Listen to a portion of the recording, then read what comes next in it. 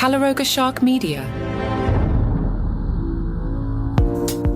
Yikes on this first one. Hi, I'm Johnny Mac with 5 good news stories. It started out as a bad day for a kite surfer, turned out into a miracle. Alvaro was out kite surfing off the coast of New Zealand. His kite got caught in the water and dragged him out to sea. He let it go. He paddled toward the shore, figuring that was enough for the day. And then he saw something lying on the sand, a surfboard. Not just any surfboard.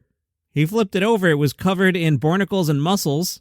He said, "It's not the kind we use around here every day." He scraped off a few shells. He saw the name Liam etched underneath. He took the surfboard home. He posted some photos online. A few days later, he got a message from Liam. Liam was a surfer who lost the board off the coast of Tasmania back in May. That's 1,500 miles away. Liam couldn't believe it. He told Alvaro it was one of his favorite boards. Experts say the board may have drifted across the Tasman Sea via the East Australian Current. That, by the way, is the same current that carried Nemo's dad and Dory in Finding Nemo. Meanwhile, an Austrian surfer, not an Australian surfer, an Austrian surfer spent 8 hours, 5 minutes, and 44 seconds on his board to break the Guinness World Record for longest time spent surfing a wave. He did this at River Wave using a man-made wave that uses currents from nearby rivers to create a permanent surfing wave in Austria. No breaks. He used a spoon to eat a cup of soup while continuing to surf. He destroyed the old record, which was 3 hours, 55 minutes, 2 seconds.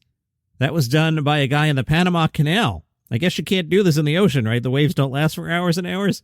Let's keep it on the beach. A message in a bottle washed up off Wharton Beach, Australia. Deborah and her family were cleaning up the beach, picking up some trash. Her daughter spotted an old glass bottle in the sand. Inside, 2 letters dated 1916, signed by soldiers Malcolm and William.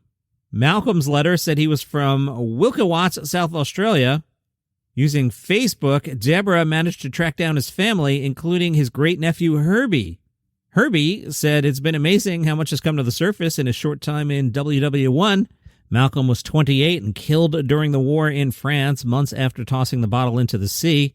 They also found the descendants of the other soldier, William, who did make it home from the war. His granddaughter, Anne, said, "We're all absolutely stunned. There are 5 grandchildren who are still alive. We do feel very much like our grandfather has reached out to us from the grave."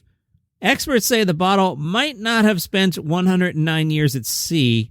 They think it likely floated for a few weeks before washing up nearby, where it could have been buried in the sand for a century. A dog was reunited with its owner after 7 years. The dog had gone missing during a burglary. Yeah, Gabrielle said her dog Luca went missing after she arrived home from work at 4 a.m. and found her front door had been kicked in by a burglar. The dog was gone too. Officer Bishop spotted a friendly pup wandering alone. As soon as he opened the patrol car door, Luca jumped in. Knowing he was saved, Luke was taken to the local vet. They scanned the microchip. They found the owner. We're told Luca still loves his favorite snack, strawberries and peanut butter. All right, John, why were you late for work this time? Well, you see, boss, I was driving there along the road, and then in the middle of the road, there was a sea lion. The Cosmopolis Police Department said on social media that a large friend, as they phrased it, was spotted loitering in traffic on Blue Slough Road during heavy rains. They called in the Department of Fish and Wildlife. They were like, "Hey, there's a sea lion on the road. What are we supposed to do here?" The rescuers were able to haze the sea lion out of the road and back into a river. Experts say sea lions are known to visit land for numerous reasons, including resting, avoiding predators, and regulating their body temperature. And those are your 5 good news stories for today. Have a good one.